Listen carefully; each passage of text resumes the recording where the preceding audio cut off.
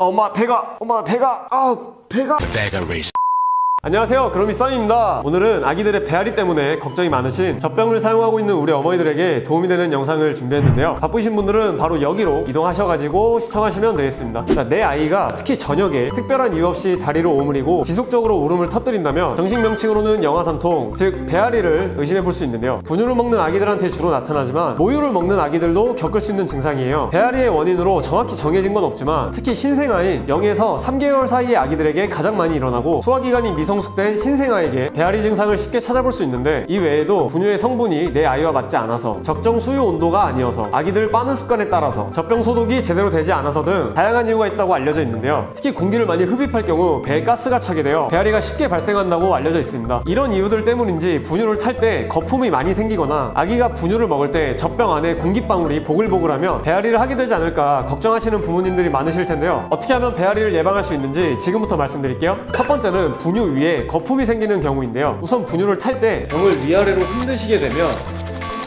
이렇게 거품의 양이 너무 많아져서 배앓이를 유발할 수 있으니까 분유를 탈 때는 반드시 이렇게 손바닥으로 양 옆으로 비비면서 분유를 녹여주세요.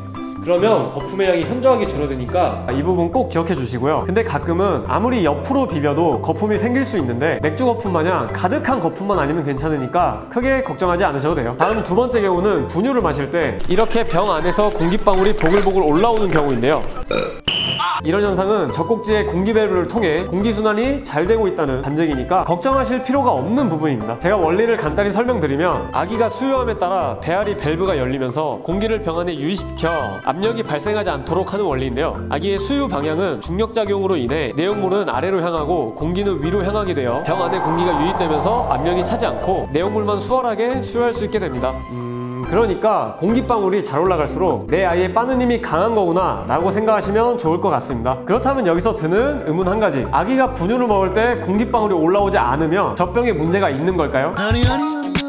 그렇지 않습니다. 같은 젖꼭지와 젖병을 사용하더라도 아이 한 명 한 명 빠는 속도와 힘이 다르고 그날의 컨디션에 따라 공기가 보글거리는 현상이 나타나기도 혹은 나타나지 않기도 하니까 내 아이가 젖병을 사용할 때 가끔은 보글보글 공기방울이 생기지 않아도 흡착 현상이 일어나지 않는다면 크게 걱정하지 않으셔도 됩니다. 근데 간혹 보면 공기 밸브는 잘 작동하는데 아기들이 답답해하거나 아니면 반대로 공기 밸브가 제대로 작동하지 않을 때 젖꼭지가 납작해지는 흡착 현상이 발생해서 아기가 분유를 원활하게 섭취하기 힘들 수가 있는데요. 이럴 때는 둘에서 세 가지 정도 의심해 볼 수 있습니다. 첫째는 내 아이가 빠는 힘이 정말 강해서 젖꼭지로부터 나오는 양이 만족스럽지 않기 때문에 짜증을 내거나 힘들어하는 경우가 발생할 수 있습니다. 이럴 때는 기존 젖꼭지가 0단계면 1단계로, 1단계였다면 2단계로 교체해 주시길 권장드리겠습니다. 다음으로 두 번째 흡착 현상은 아기들의 수유 방법에 따라 발생할 수 있는데요. 예를 들어 쭈쭈바를 빨아먹을 때 숨을 쉬지 않고 깊게 빨면 빨수록 내용물을 먹는 게 더 힘들어지잖아요. 이처럼 아기가 빠는 힘이 좋고 한숨에 빨아들이는 양이 많다면 병 안에 유입되는 공기와 균형이 맞지 않아서 흡착이 발생할 수 있습니다. 이럴 때는 우리 엄마 아빠들이 젖병을 이런 식으로 조절해서 천천히 먹여주시는 게 개우는 아기들에게 매우 효과적인 방법이고 흡착 현상도 방지할 수 있으니까 이 점도 반드시 기억해 주세요. 자, 그럼 마지막으로 또다시 흡착 현상이 발생한다면 세척 방법을 확인할 필요가 있는데요. 젖꼭지를 통해 수유되는 대부분의 음료는 모유, 분유, 생우유 등 유단백질 성분이 주를 이루는 유제품으로서 세척할 때 완전히 식히지 않을 경우에 내용물이 끈적끈적하게 굳게 돼서 공기 밸브를 막을 수가 있어요. 이때는 양쪽에 위치한 공기 밸브를 꼬집듯 돌리시면서 이물질이 막혀있지는 않은지 확인해 주시고, 특히 세척하실 때 꼼꼼히 세척하신 뒤에 건조시켜 주시길 부탁드리겠습니다.